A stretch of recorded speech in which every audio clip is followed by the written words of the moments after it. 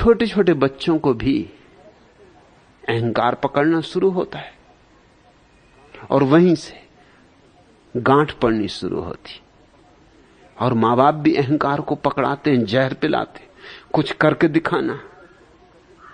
अरे दुनिया में आए हो तो कुछ करके दिखाओ, कुछ नाम ही कर जाओ। जैसे जो नाम कर गए पहले, कुछ बहुत कर गए। क्या हो गया उनके नाम के कर जाने से? मगर हर बच्चे को हम कहते हैं कुछ होके दिखाओ, कुछ करके दिखाओ, कुछ बन के दिखाओ, यह बन जाओ, वह बन जाओ। स्कूल भेजते हैं, स्कूल में भी वही दौड़, महत्वाकांक्षा की। प्रथम आओ, स्वर्ण पदक जीतो,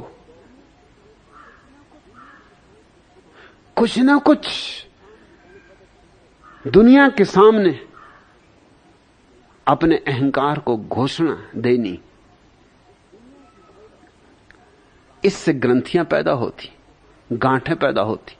महत्वाकांक्षा ग्रंथियां लाती और महत्वाकांक्षा हीनता पैदा करवाती कि अभी मैं कुछ भी नहीं, न सिकंदर बन पाया, न अशोक बन पाया, न अकबर बन पाया, न बुद्ध बन पाया, न महावीर बन पाया, कुछ भी नहीं। जिंदगी यूं ही चली जा रही है। अभी तक अपनी कोई छाप नहीं छोड़ पाया दुनिया पर, हस्ताक्षर नहीं कर पाया। तो हीनता पैदा होती। महत्वाकांक्षा का जहर हीनता को पैदा कर देता है और हीनता बड़ी गांठ है।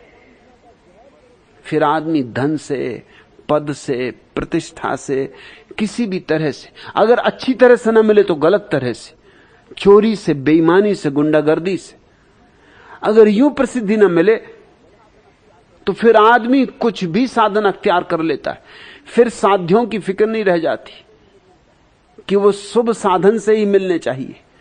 मिलने चाहिए साधन फिर शुभ हो कि अशुभ।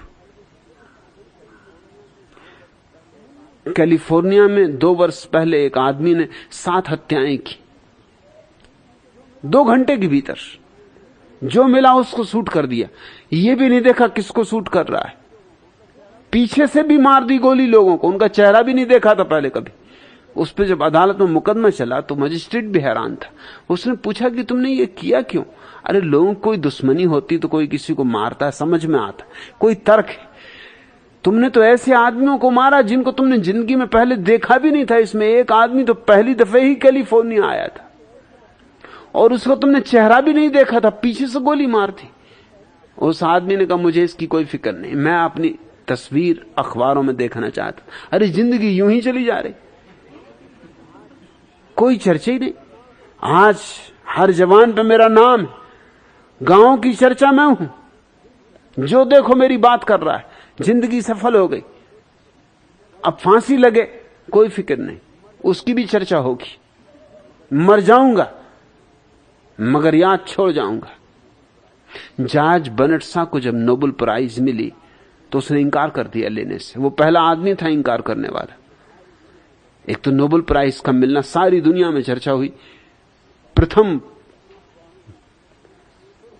अखबारों की सुर्खियों में नाम आया और दूसरे दिन उसने इंकार कर दिया लेने से। फिर अखबार में खबर छपी। ये पहला मौका था कि कोई नोबेल प्राइज लेने से इंकार कर दे। नोबेल प्राइज के लिए तो लोग मरे जाते हैं, 1000 कोशिश करते हैं, सिफारिशें करवाते हैं, चेष्टाएं करते हैं, क्या नहीं करते आदमी। और इसने नोबेल प्राइज को इंकार कर दिया। मिलने से भी बड़ी खबरें छपी कि ये इतिहास की पहली घटना। इतना बड़ा पुरस्कार, कोई 20 लाख रुपए मिलते और सारे जगत में सम्मान, ऐसा कोई पुरस्कार नहीं। और बर्नार्ड शॉ ने इंकार कर दिया। बहुत चर्चा हुई, बहुत शोरगुल मचा। 2-3 दिन बर्नार्ड शॉ को बहुत खोजा गया, उसका पता ही नहीं चले कि वो कहां है। 3 दिन बाद पता चला वो अपने गांव चला गया था। उस पर बड़ा दबाव डाला गया, इंग्लैंड की सरकार ने दबाव डाला। दुनिया के बड़े बड़े प्रसिद्ध लोगों ने पत्र लिखे, तार किए कि भाई ऐसा मत करो, इसमें अपमान है नोबेल प्राइज बांटने वाली कमेटी का। तुम स्वीकार कर लो, फिर चाहे तुम इस हाथ से स्वीकार करना और इस हाथ से दान कर देना, मगर स्वीकार कर लो। मगर वो भी टिका रहा 7 दिन तक। अखबारों में रोज चर्चा चलती रही कि आज इस महाराजा ने प्रार्थना की, आज उस राजा ने प्रार्थना की, आज इस लेखक ने, कल उस कवि ने। 7 दिन तक उसने धूम धड़ाका मचा दिया। सारी दुनिया की सब खबरें गौण हो गई। 7वें दिन उसने घोषणा की कि जब इतने लोग आग्रह कर रहे हैं तो मैं कैसे इंकार कर सकता हूं, मैं स्वीकार करता हूं। उसने नोबेल प्राइज स्वीकार की। फिर अखबार में खबर छपी और उसने एक हाथ से दस्तखत किए स्वीकार करने के और दूसरे हाथ से उसको दान कर दिया एक संस्था को, फेबियन सोसाइटी को दान कर दिया।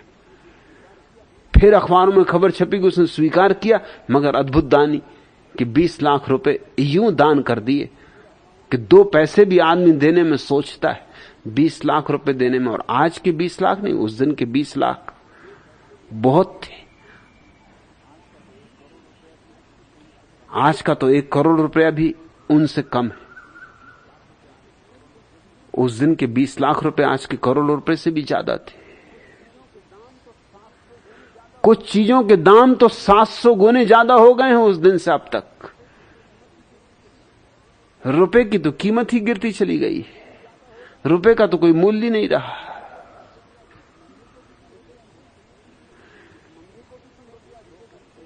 भिकमंगे को भी तुम रुपया दो तो वो धन्यवाद नहीं देता,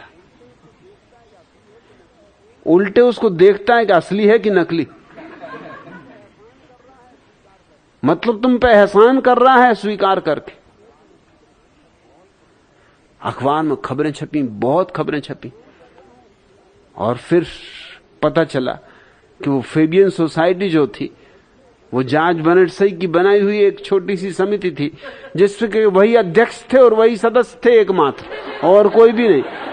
फिर तो बहुत शोरगुल मचा कि ये तो हद हो गई, ये तो बेईमानी हो गई।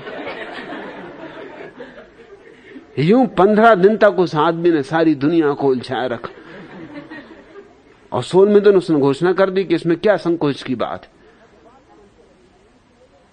सच बात तो यह है कि मैंने जान के ये सब किया, क्योंकि नोबेल प्राइज मिली, एक दिन छप गई खबर, खत्म हो गई बात। ये भी कोई बात? अरे नोबेल प्राइज मिली तो इसको जितना खींचा जा सके लंबा, जितने दिन तक अखबारों में टिका जा सके टिकना चाहिए। इसलिए तो मैंने इतना पूरा नाटक किया। फिर खबर छपी कि ये नाटक था पूरा का पूरा, ये नाटककार नाटक ही कर रहा था। ये इसने किसी को दान वगैरह किए नहीं, इस हाथ से अपने को ही दान कर लिए वापस। ये सब धोखाधड़ी थी। ये आदमी बेईमान है। जगह जगह गालियां और जगह जगह असम्मान और व्यंग्य चित्र छपे, मगर उसने कहा कि इसमें क्या बात है, मैंने पूरा लाभ लेना चाहा जितना लाभ लिया जा सकता है। क्या यूं ही नोबेल प्राइज मिली और बस ले ली, किसी को पता भी ना चला, कानों कान खबर ना हुई। एक एक बच्चे को पता चल गया। ऐसी ग्रंथियां मन में पैदा हो जाती, अहंकार की, विशिष्टता की, खास होने की। स्मृति लाभ है, लेकिन जिसको अपना स्मरण आ गया उसकी ये सारी ग्रंथियां मिट जाती, फिर उससे ऊपर कुछ भी नहीं। न धन है, न पद है, न प्रतिष्ठा है। जिसको अपना स्मरण आ गया उसे तो परम पद मिल गया, परम धन मिल गया। उस परम पद और परम धन का नाम ही मोक्ष है। स्मृति लाभे सर्व ग्रंथि नाम विप्रो मोक्षा। उसका सभी ग्रंथियों से मोक्ष हो जाता, मुक्ति हो जाती। सारी ग्रंथियां टूट के गिर जाती हैं, जैसे जंजीरें टूट के गिर गई हों किसी कैदी की। इस सूत्र को बहुत सावधानी पूर्वक समझना। आहार अर्थात जो बाहर से भीतर आता है, स्मृति अर्थात आत्म स्मृति, ग्रंथियां अर्थात वे सब आकांक्षाएं जो तुम्हें बांधे हुए, वासनाएं जो तुम्हें बांधे हुए, गांठें जिनमें तुम उलझ गए हो, जैसे मछली जाल में फंसी हो, तड़फती हो, जिसकी सारी ग्रंथियां टूट जाती, उसका मोक्ष है, उसका ही मोक्ष है।